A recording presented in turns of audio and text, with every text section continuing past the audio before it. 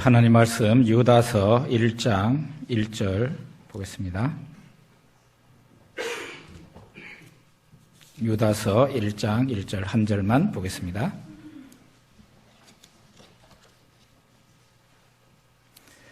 같이 읽어보겠습니다. 예수 그리스도의 종이요 야고보의 형제인 유다는 부르심을 받은 자 곧 하나님 아버지 안에서 사랑을 얻고 예수 그리스도를 위하여 지키심을 받은 자들에게 편지하노라. 아멘. 세 주째 1장 1절에만 계속 머물러 있습니다. 아마 다음 주에는 1장 2절로 넘어갈 거예요. 지금 한국 교회는 교회마다 패배주의에 함몰되어 있습니다. 이제는 교회가 무슨 프로그램을 도입해도 안 된다 하는 그런 부정적인 생각으로 꽉 차 있어요. 전도가 안 됩니다. 교인이 줄고 있습니다. 헌금도 줄고 있습니다. 교회 학교 학생들이 안 옵니다. 다음 세대는 더 암울하죠. 잊을만 하면은 목사들의 부도덕이 언론에 오르락내립니다. 기독교에 대한 사회적인 인식이 아주 나쁩니다.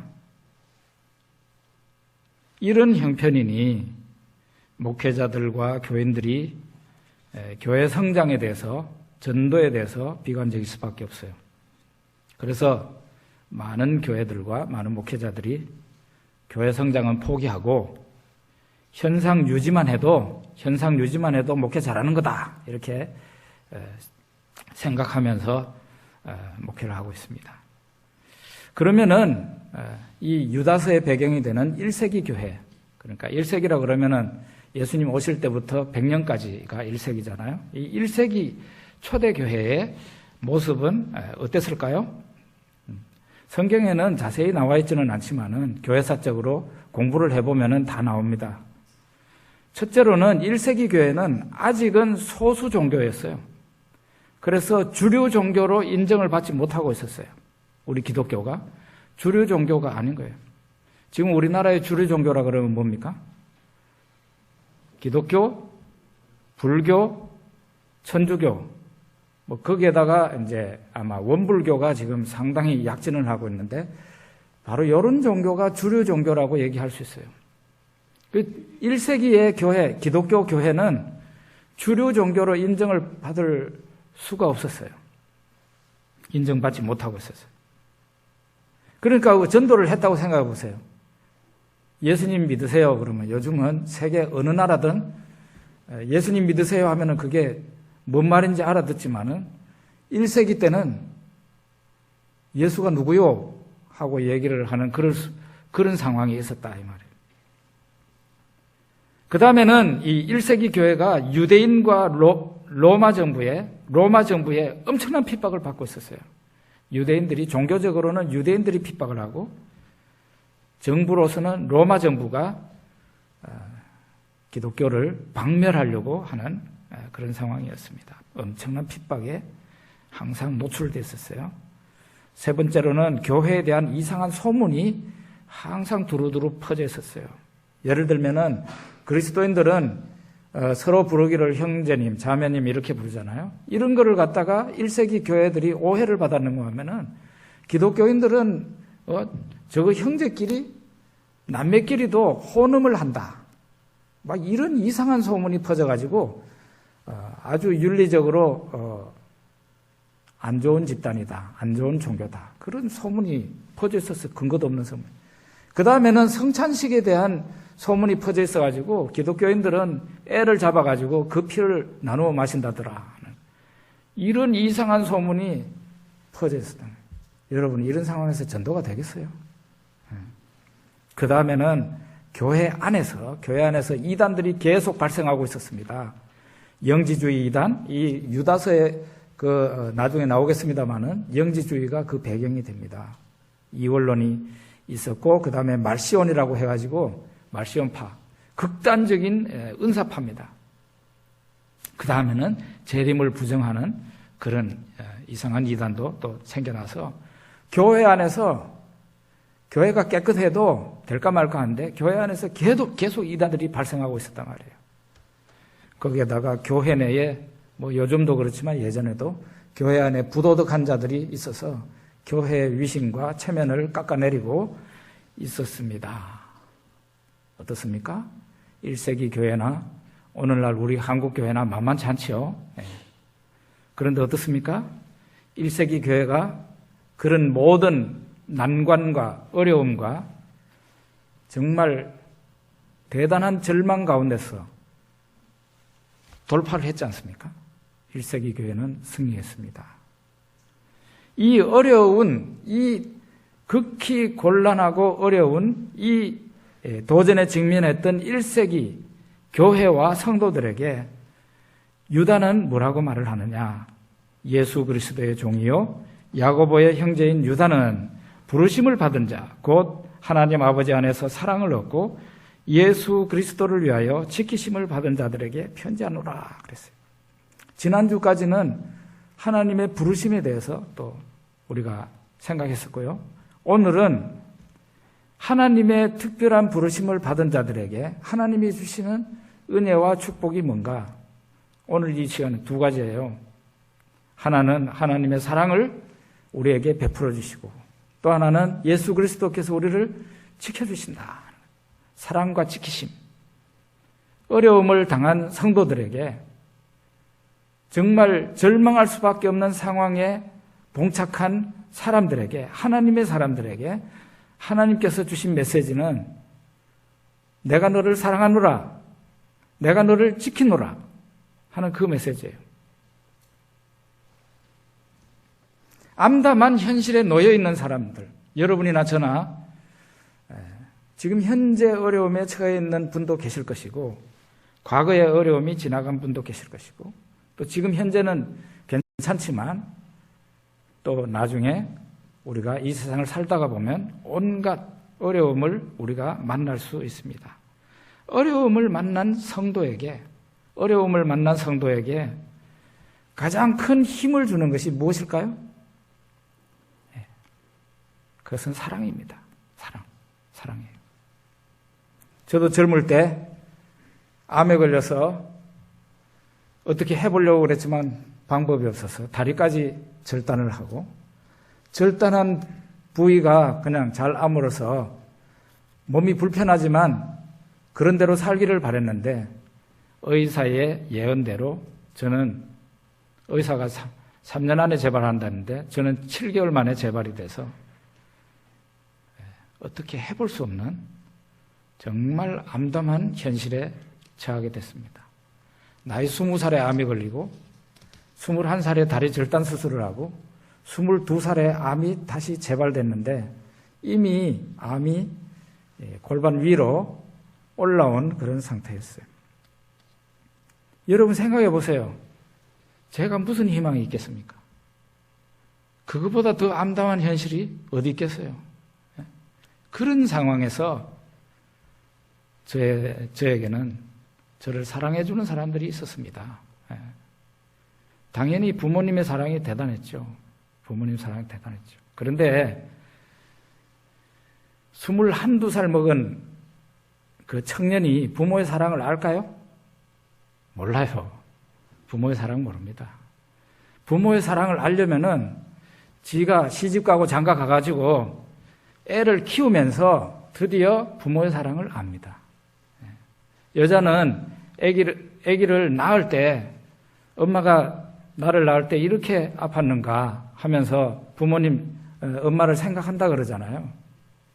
남자나 여자나 부모 사랑을 알려면은 자기가 결혼해가지고 속썩이는 애도 키워보면서 그러면서 우리 부모님이 나를 어마어마하게 사랑하셨구나 하는 것을 압니다. 그러니까 제가 알았을까요? 몰랐을까요? 몰랐어요. 제가 암으로 투병할 때 저희 부모님이 저를 얼마나 사랑하는지 저는 잘 몰랐습니다. 사실 저에게 힘을 준 사람은 지금 현재 제 아내예요. 그때 당시에는 이성교제하고 있었는데 저를 사랑하는 여자가 저에게 굉장한 삶의 에너지를 줬습니다. 제가 유일하게 살아야만 될 이유가 바로 저 여자를 다른 남자한테 안 보내기 위해서 제가 살아야만 했던 거예요. 사랑이 저에게 가장 큰 용기도 주고 격려도 주고 살아야만 될 이유를 주고 그렇게 하더라는 것이죠. 그런데 제 환난 날에 저를 찾아온 또 한 분이 있었는데 여러분 예상하시겠지만은 하나님이셨습니다.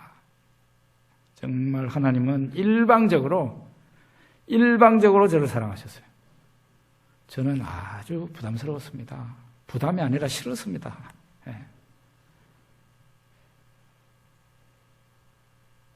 제 인생에서 예수님 하나님만은 가까이 오지 않기를 원했던 사람이에요. 왜냐하면 그 당시에 이 기독교가 한국 민족의 그 을을 말살한다고 나는 생각하고 있었기 때문에 이 기독교는 빨리 한국에서 나가는 게 이게 좋다고 생각하고 있었거든요. 그러니 뭐 제가 예수님이나 하나님에 대해서 우호적이었겠습니까?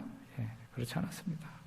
그런데 나는 하나님이 싫고 예수님이 싫다는데도 정말 스토커처럼 저를 그냥 찰거머리처럼 들어붙어가지고 기어이 저의 항복을 받아내시고 저를 설득시켜서 말을 안 들으니까 협박을 해서 그것도 사람이 고칠 수 없는 병을 주어서 하나님 앞에 두 손 들고 나오게 하신 것이죠. 제가 이게 이야기 꾸며내는 게 아니고 저는 아주 그 상태에 노출되어 있었어요. 정말 부담스러운 사랑이었어요. 그렇지만은 그 하나님의 사랑으로 제가 다시 살아났습니다. 하나님이 저를 사랑하셨기 때문에 저를 부르셨죠. 지난주에 말했던 효과적인 부르심이 저에게 있었습니다. 그냥 일반 사람들에게 수고하고 무거운 짐 자들아 다 내게로 오라 하는 그런 일반적인 주님의 부름이 아니고 그렇게 말씀하시고 제 속에 성령께서 제가 거부할 수 없는 콜링을 하신 거죠. 효과적인 부르심, 내적 부르심이 저에게 있었단 말이에요. 그래서 저는 어느 날 정말 눈물을 많이 쏟고 천부여 의지없어서 주 앞에 옵니다. 한동대 김영길 전 총장님이 그 찬송 부르면서 은혜 받고 예수 믿었다는데 저도 마찬가지입니다. 바로 그 찬송 부르면서 예수를 영접했습니다. 하나님 그분이 저를 사랑하셨기 때문에 저를 부르셨던 것이고 저로 하여금 예수 그리스도를 믿게 했습니다. 그리고 하나님의 그 사랑이 또 제 불치의 병을 고쳐서 낫게 해주시고 세상 의학으로는 도저히 치료할 수 없는 그런 병을 치료해 주시고 저에게 있는 모든 어둠과 환난을 걷어내버리셨어요. 하나님의 사랑이에요. 사랑이 저로 하여금 살게 하고 삶의 의욕을 불러일으킨 것이죠. 하나님께서는 누구나 사랑하십니다. 누구나 사랑하세요. 선지자 요나는 이런 하나님이 싫었습니다. 하나님께서 요나에게 아수르의 수도 니느웨로 가서 내가 너에게 주는 메시지, 경고의 메시지를 전해라 했더니 요나가 니느웨로 가지 않고 다시서 지금으로 보자면은 저기 스페인으로 도망을 가려고 배를 탔죠. 하나님께서 요나가 탄 그 배를 큰 풍랑을 주어서 결국 선원들이 요나를 바다에 던지도록 만듭니다. 바다에 던지자마자 큰 물고기가 와서 요나를 집어삼킵니다. 요나는 3일 동안 사망을 통과합니다. 사망을 통과하고 난 뒤에 다시 하나님의 명을 받습니다. 니느웨로 가라고. 그래서 요나가 가지 않습니까? 가가지고 너희들을 하나님께서 벌할 준비가 다 돼 있다. 그러면서 외쳤더니 며칠 다니지도 않아서 그들은 왕부터 짐승까지 금식하면서 회개를 하는 놀라운 일이 일어났습니다. 그러니까 하나님께서 멸망을 시키겠다고 그러셨는데 그 마음을 바꾸어서 용서를 하시고 멸망을 내리지 않았어요. 요나가 움막을 하나 지어놓고 이 성이 멸망을 받을 때 그 광경을 보려고 움막을 지어놓고 기다리고 있었는데 하나님께서 멸망하시지 않았어요. 멸망을 내리지 않았어요. 그때에 그 움막에 박넝쿨이 올라오더니 아주 그늘을 잘 만들어줬어요. 그러더니 이 박넝쿨을 갖다가 벌레가 와가지고 찝어버리니까 갑자기 말라버렸어요. 그러니까 이 요나가 막 신경질을 내고 성을 냈어요. 하나님이 그래서 말씀하십니다. 너는 너의 움막을 덮은 박넝쿨 하나도 아끼는데 내가 이 큰 도시 니느웨에 아무것도 모르고 살아가는 12만 명의 사람들과 가축을 아끼는 것이 합당하지 않느냐? 하나님께서 말씀하시죠. 이렇게 하나님께서 이스라엘 백성만 사랑하는 게 아니라 세상에 있는 모든 사람을 사랑하시고 심지어 가축까지도 아끼고 사랑한다고 말씀하고 있잖아요. 이게 하나님의 보편적인 사랑이에요. 누구나 하나님께서 사랑하십니다. 그런데 오늘 제가 얘기하려고 하는 그 사랑은 이런 사랑이 아니에요. 보편적으로 임하는 하나님의 사랑을 얘기하는 게 아니고 하나님은 어떤 사람들을 특별히 사랑하십니다. 말하자면 이것은 편애한다고 말을 할 수 있습니다. 편애한다. 야곱은 쌍둥이 중에 하나였습니다. 같이 한날 한시에 태어난 에서와 야곱입니다. 그런데 하나님께서 에서는 택하지 않고 야곱을 택해서 그의 언약의 백성으로 삼았습니다. 야곱에게 하나님께서 무조건적인 사랑을 부으시기로 생각하신 겁니다. 누가 그것을 말리겠어요? 여러분, 베드로와 가룟 유다는 죄의 무게에 있어서는 비슷합니다. 똑같이 무겁습니다. 가룟 유다는 예수님을 팔았고 베드로는 예수님이 옆에 있는데도 3번이나 난 저 사람 모릅니다 하고 말을 했습니다. 그러니 죄의 무게로 보면 비슷합니다. 그런데 한 사람은 그 죄 가운데서 죽었고 한 사람은 그 죄를 회개하는 하나님의 은혜를 받았기 때문에 통곡을 하고 회개를 하고 다시 자기 위치로 회복했습니다. 어떤 사람은요, 교회 잘 다니는 친구들을 데리고 다니면서 술 마시게 하고 담배 피우게 합니다. 그래서 그 친구들이 교회를 잘 다니던 친구들이었는데 이 친구들이 그 길로 나쁜 친구를 사귀어서 그 길로 교회를 등지고 지금까지도 교회를 안 다녀요. 그런데 친구를 타락시켰던 그 사람은 환난을 만나서 하나님을 믿고 천국 대열에 서게 되었습니다. 바로 제 얘기입니다. 바로 제 얘기. 그 나쁜 사람이 하나님의 자녀가 되고 천국 대열에 서 있고 그 착하고 교회 잘 다니는 친구는 아직도 교회를 안 다니고 있는 거죠. 선택된 사람만이 받을 수 있는 사랑이 바로 하나님의 사랑이에요. 선택된 사람만이 이 하나님의 사랑의 대상이 됩니다. 사망이나 생명이나 천사들이나 권세자들이나 현재일이나 장래일이나 능력이나 높음이나 깊음이나 다른 어떤 피조물이라도 우리를 우리 주 예수 그리스도 예수 안에 있는 하나님의 사랑에서 끊을 수 없으리라. 그 어떤 사건, 그 어떤 환경, 그 어떤 존재, 심지어는 나 자신까지도 하나님의 사랑에서 나를 분리할 수 없다. 왜냐하면 사랑하는 주체가 내가 아니고 하나님이시기 때문에. 하나님이 한번 사랑하기로 한 사람을 누구가 그 사랑을 떼놓겠어요? 불가능하다는 거죠. 바로 이 사랑이 언약적 사랑입니다. 언약적 사랑. 세상에 있는 모든 사람을 사랑하시는 하나님이에요. 여러분, 우리도 다 기독교인이라면 모든 원수까지도 사랑해야 되지 않습니까? 그런데 우리가 사랑한다고 제가 자매를 제 아내같이 사랑할 수 있겠습니까? 제 아내에게 주는 사랑은 특별한 사랑인 것이죠. 어떤 경우에는 사랑하는 감정이 안 생길 때는 기도를 해서라도 사랑하는 마음을 불러일으켜서 의무적으로 사랑해야 되는 사랑이 바로 이 언약적 사랑이에요.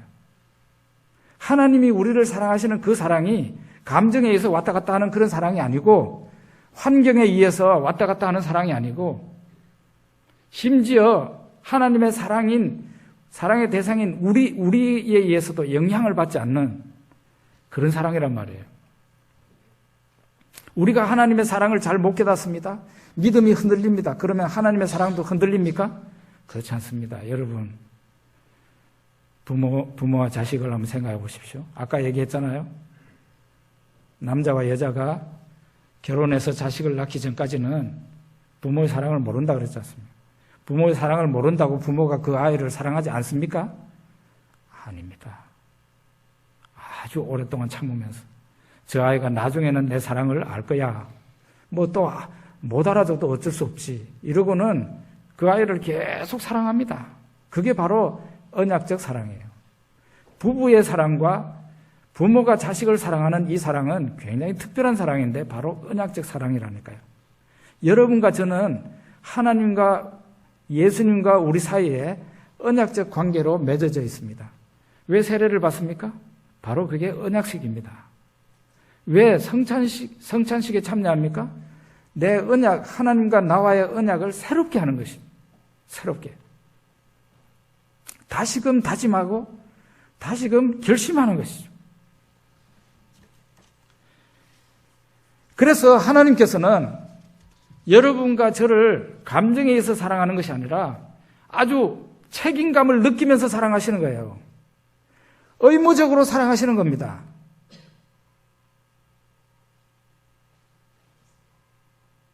무슨 얘기인지 여러분 실감 나십니까? 하나님은 우리를 의무적으로 사랑해야 될 위치에 있다 이 말이에요. 우리를 사랑해야 될 책임이 있는 것입니다. 마치 부모가 자식을 사랑해야 되는 것처럼.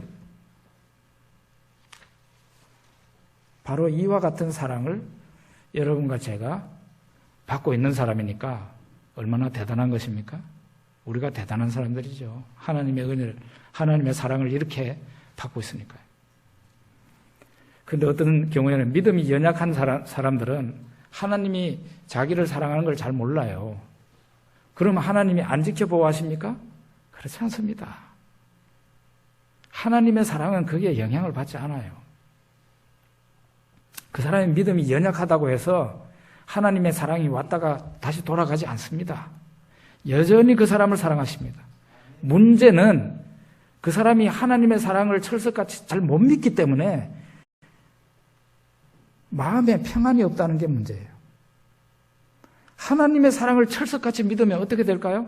하나님이 나를 사랑하시니까 나를 선대하시고 나에게 최선으로 인도하실 거야 하는 그런 믿음이 있으니까 어떻게 되겠어요? 마음이 항상 편하죠. 마음이 항상 편합니다. 그런데 하나님의 사랑을 의심하는 사람은 그걸 잘 못 믿기 때문에 하나님의 사랑이 계속 임합니다. 그럼에도 불구하고 자기는 마음이 평안이 흔들리고 평안이 심지어 없습니다. 믿음이 부족한 사람은 하나님의 은혜가 임하는데도 그걸 잘 모르니까 마음의 평안이 깨진다 이 말이죠. 마음이 푸근하지 못하다는 거죠. 여러분에게 이런 하나님이 나를 사랑하시고 나를 지켜주시니까 나는 아무 걱정 없네 하는 그 100% 확신이 여러분들에게 자리 잡기를 바랍니다. 하나님이 이렇게 여러분과 저를 사랑하시고, 두 번째로는 이 본문에 예수님이 우리를 지켜주신다고 되어 있어요. 이 본문은 이렇게 원어로 읽어보면 우리말 성경, 지금 개역 개정판 성경 이렇게 번역을 할 수도 있고, 이렇게 번역을 할 수도 있고, 예수님을 위하여 지키심을 받은 자다 이렇게 번역을 할 수도 있고, 예수님이 지켜주신다 이렇게 단순하게 번역을 할 수도 있습니다. 그래서 저는 이제 이 개역 개정보다는 대부분의 성경 번역이 채택하고 있는 예수님이 당신을 지켜주신다. 그런 단순한 그런 쪽으로 저는 해석을 하는 것이죠. 아브라함의 조카 롯이 그 전쟁에 휘말려서 붙들려 갔다는 얘기를 듣게 됩니다. 그래서 아브라함은 자기 아들이나 다름없는 이 조카와 가족들을 구하기 위해 자기 집에 있는 종들을 318명의 식소를 데리고 저 멀리 조카 롯이 붙들려 갔다는 거기까지 달려가게 됩니다. 말하자면 가족이 많아도 얼마나 이 318명의 군사밖에 없으니까 이 군사를 데리고 가가지고 이 사람들을 데리고 가가지고 어마어마한 대군을 쳐부숴야 되는 것이죠. 이 큰 전쟁에 뛰어들었어요. 하나님이 아브라함을 지켜주셔서 엄청난 적을 대파하게 하시고 조카 롯과 그 가족들을 구하게 했습니다.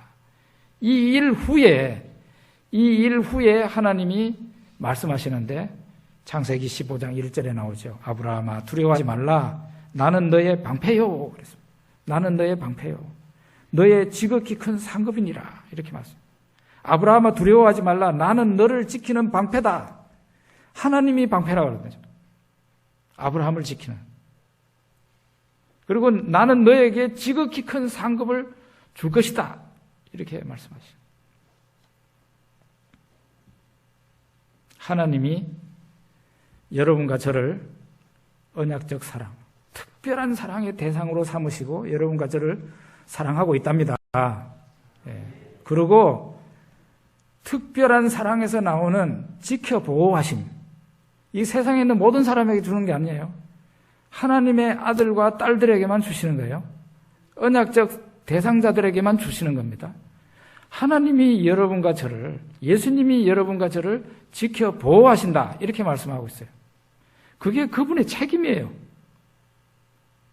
우리가 예수님에게 달라붙어서 통사정하면서 제발 나를 사랑해 주시고 나를 지켜주세요. 그러지 않더라도 여러분과 저를 책임감을 느끼시면서 의무감을 느끼시면서 사랑도 해주시고 지켜보호하신다 이 말이에요. 여기에 대해서 완전히 신뢰를 하세요. 완전히 신뢰하세요. 제가 4년 전에 중국에 있는 우리 신학원에 이제 개교를 하게 됐는데요. 처음에 장소가 없어서 그 가정교회, 선교사님이 하는 가정교회에 강의 장소로 삼고 숙소가 없었어요. 저나 교수님들이나 학생들의 숙소가 없었어요. 그래서 그때만큼은 3주 동안을 민박집을 구해서 거기에서 그 민박집에서 잠을 자게 됐던 거예요. 그러다가 이제 한 1, 2개월 후에 아파트 하나를 얻어서, 지금도 아파트입니다. 복층 아파트인데 아파트 하나를 얻어서 거기에 이제 침대도 들여놓고 책상도 갖다 놓고 의자도 갖다 놓고 그렇게 하게 됐어요. 책상이요, 중국의 우리 학생들이 앉아있는 책상이 이 강대상의 절반만 합니다. 굉장히 큰 책상입니다. 앞에 노트북 갖다 놓고 책 놓고 여기 공책을 놔도 딱 맞을 만큼 굉장히 넓은 책상입니다. 세상에 그렇게 큰 책상 놓고 앉아있는 학생들 잘 없을 거예요. 우리가 그런 거를 했어요. 한 15명 분의 그 책상과 의자와 침대를 들여놓는데 문제는 제가 이제 들여놓는 날은 거기에 가 있었지만, 중국에 있었지만 계약을 할 때, 이 집을 계약을 할 때는 제가 없고 그 현지에 있는 선교사 교무처장이 그 일을 하게 됐어요. 중개업소에 가가지고 계약을 하려고 이제 서류 계약하려고 그러는데 그 자리에 아파트 관리소장이 와 있더래요.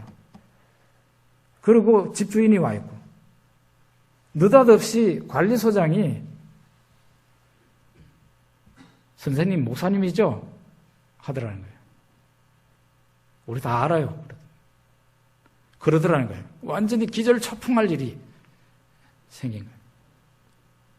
그런데 문제는 중개업소가 바로 민박집을 운영하는 분이었어요. 그러니까 이분이 우리가 3개월 동안 히브리어를 가르치면서 거기서 학생들이 히브리어 배우고 이러는 가만 보니까 이거 선교사구나. 뭐 다 아는 거 아니겠습니까? 그러니까 중개업소를 하는 사람, 이 사람이. 그러니까 이 사람이 집주인한테도 아파트 관리소장한테도 아무래도 그 사람들 선교사인 것 같아 라고 얘기를 한 것이죠. 그러니까 교무처장이 계약하러 갔다가 기절초풍할 일을 만난 거죠. 선생님, 목사님이죠? 그러니까 이 중국에 가면은 거짓말 많이 합니다. 저도 거짓말 많이 하고요. 목사님이죠? 그러면은 예, 맞습니다. 이렇게 해야 되겠습니까? 아닙니다. 하고 딱 잡았대요. 예. 그럼 뭐 하는데요? 지금 얻어가지고 뭐 하는데요? 이런 말까지 듣게 된 거예요. 그러니까 막 적당하게 그냥 얼머무리고 계약을 했습니다. 계약을 했어요. 그 소식을 저한테 전해온 거예요. 아유, 정말 기가 차더라고요. 우리가 들어가가지고 몇 년 지나고 난 뒤에 집주인이 우리 정체를 알아도 될, 이 참 위험한 상황인데 계약을 하고 있는 이 상황에서 벌써 우리 정체를 다 알아버린 거예요. 뭐 어떻게 해야 되나 생각하다가 오히려 이게 하나님의 인도일 것이다 하는 그런 생각이 들어서 그대로 계약을 했어요. 이제 집주인하고 계약을 하고 이제 우리가 이사를 해서 이제 가구를 들여놓는 날이 됐어요. 아유, 이게 이 아파트가 굉장히 오래된 아파트인데 딱 2동만 있는 아파트예요. 그러니까 경비실에서 사람들 다 알아요. 그리고 뭐 경비실에 뭐 조그마한 물건만 들어와도 이거 어디 가져가는데 하고 그날이 되니까 이게 침대다, 그 다음에 책상이다, 걸상이다 막 산더미만한 화물이 들어오니까 야, 이거 정말 죽겠더라고요. 제가 정말 죽겠더라고요. 왜냐하면 그건 너무 쉽게 노출될 수 있는 일 아닙니까? 그런데 감사하게도 그날 집주인이 있었고요. 집주인과 이 중개업소, 아파트 관리소장이 친구예요. 아주 친한 사람들이에요. 그래서 우리가 그 일을 이제 조립하고 있는데, 가구를 가져와서 조립을 하고 있는데, 관리소장이 우리 아파트 안에 들어와 있었어요. 이렇게 의자에 앉아 있었어요. 근데 이 사람이 막 간증을 하는 거예요. 자기 할아버지가 일제시대 때 이 만주 지역에 활동한 유명한 부흥사였다는 거예요. 관리소장이. 그리고 이 사람은 입만 열면 간시해주야, 간시해주. 간시해주가 뭔지 알아요? 감사합니다, 주님. 간시해션, 그러면. 감사합니다, 하나님. 그게 중국 교인들은요, 우리나라 사람들은 할렐루야라는 말을 많이 외치는데, 중국 사람들은 걸핏하면 그냥 중국 기독교인들은 간시해주, 간시해주.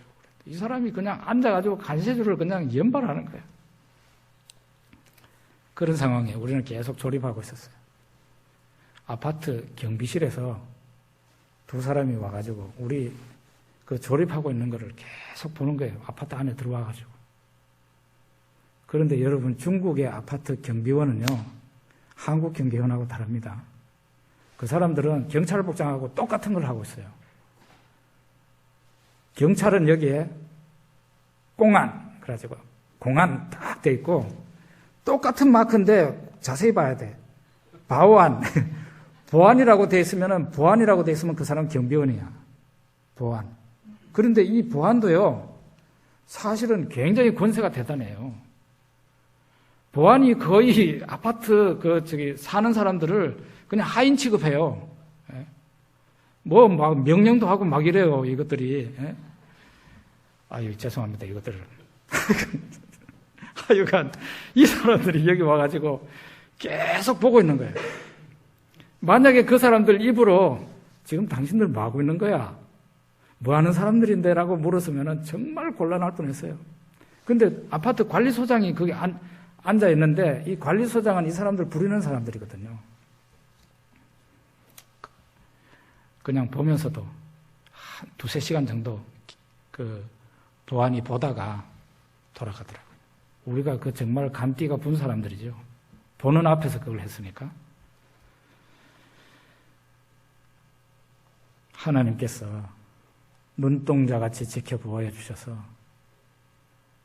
정말 위험천만한 짓을 휘발유통 앞에서 성냥불을 걸어야 되는 것 같은 그런 짓을 중국에서 하고 있는데, 불장난을 하고 있는데도 불이 나지 않게 해주시고 지켜보아 주셔서 아직까지는 까딱없이 하나님이 지켜보아 하심으로 사역을 잘 하고 있습니다. 하나님이 지켜주셔요. 하나님이 지켜주셔요. 그런데 이 하나님이 어느 날 큰 이익을 위해서, 큰 영광을 위해서 저를 제물로 삼을 수도 있겠죠. 여러분들이 하도 기도를 안 하니까 기도를 시키기 위해서 제가 중국에서 체포될 수도 있습니다. 저는 그거는 인정합니다. 이제 그거는 하나님에게 최선이기 때문에 하나님이 그렇게 하실 겁니다. 그런데 그런 일이 안 일어나기를 바라야죠. 시편 23편에 보면은 하나님이 우리의 목자가 되세요. 그래서 하나님이 하시는 일이 2가지입니다. 첫째로는 양들을 인도에 가는 거죠. 양들을 인도하십니다. 그래서 풀이 많은 풀밭으로 데리고 가고, 그 다음에 물가로 데리고 가고, 이제 먹이고 마시고 하고 난 뒤에는 그늘 밑에 양떼들을 데리고 가가지고 쉬게 하고, 이게 바로 목자가 하는 일이에요. 하나님은 우리를 인도하셔요. 또 하나는 하나님이 지켜주셔야 돼요. 그게 뭔가 하면은 양떼가 돌아다니는 곳이 이리떼가 많은 곳이에요. 그러니까 이리떼가 접근하지 못하도록 항상 양떼들 옆에서 목자가 지키고 있어요. 어떤 경우에는 이리가 없다고 할지라도 양들은 태생 자체가 두려움이 많은 아주 약한 그런 짐승입니다. 그리고 두려움을 가지지 않도록 항상 평안하도록 양을 지켜보아야 돼요. 양이 지 자신을 어떻게 지킵니까? 하나님이 여러분과 저를 지켜주셔야지 여러분과 제가 무슨 수로 이 세상을, 이 지뢰밭과 같은 이 세상을 지뢰 안 터지게 밟고 돌아다닐 수 있습니까? 하나님이 지켜주셔야 가능하죠. 감사한 것은 보편적으로 이 세상의 모든 사람들에게 하나님의 사랑이 임합니다. 그러니까 햇볕도 비치고 있는 거고 비도 내리는 거고, 이 세상에 안 믿는 사람들도 지금 현재 벌을 안 받고 잘 살고 있잖아요. 그게 하나님 사랑이에요. 그런데 이런 보편적인 사랑을 여러분과 저에게 주신 것이 아니고 하나님께서는 여러분과 저에게 특별한 사랑의 대상이 되게 하셨다는 겁니다. 예수 그리스도 안에서 하나님의 아들과 딸을 삼아 주신 것이에요.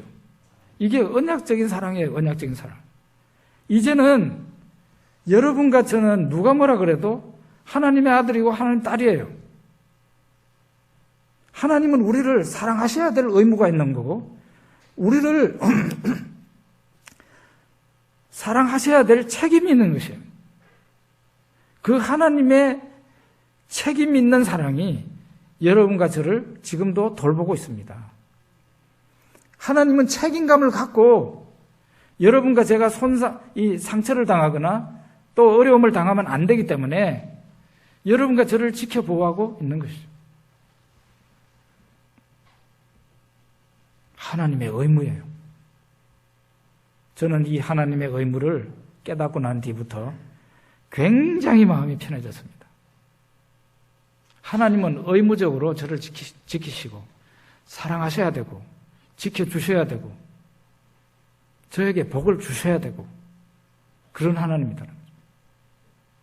이 세상에 다른 사람을 대하듯이 저를 대하는 게 아니고 저를 하나님의 아들로 대하고 있는 거니까 제가 그것을 믿고 하나님 안에서 평안함을 날마다 경험하면서 그렇게 살아야 되겠죠? 여러분과 제가 하나님의 자녀이기 때문에